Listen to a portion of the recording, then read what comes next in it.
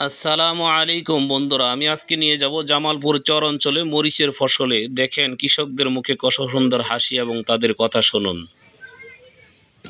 এই দেখেন ভাই, গাছ মরে গেছে।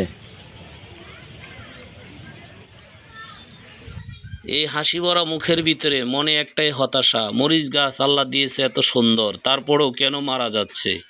সব কিছুর সমাধান আছে, কিন্তু মারা যাওয়ার কোনো সমাধান নাই। এই যে কৃষক হতাশ হয়ে বসে আছে, এরপরেও কামলা নিয়ে মরিচ ক্ষেত নিড়াইতেছেন, পরিষ্কার করতেছেন। এই যে আমার সামনে যে টালটা দেখতেছেন, দেখেন কত সুন্দর মরিচের টাল হয়েছে, কিন্তু মাঝখান থেকে চারাগুলো মারা যাচ্ছে। দেখান, আপনাদেরকে আমি সুন্দরভাবে দেখাচ্ছি। এই যে দেখেন চারাটা, চারদিক দিয়ে কত সুন্দর তরুতাজা তাজা, মাঝখানে চারাটা মারা যাচ্ছে। এইভাবে প্রায় গাছগুলোই মারা যাচ্ছে। আমরা কৃষকদের মুখে হাসি যেন চিরজীবন থাকে, তার জন্য আমরা দোয়া করব রবের কাছে। তাই আল্লাহ সুবহানাহু তাআলা সকল এই কৃষকের বালা মুসিবত থেকে, ফসলের বালা মুসিবত থেকে আল্লাহ তাআলার কাছে পানা চাবো।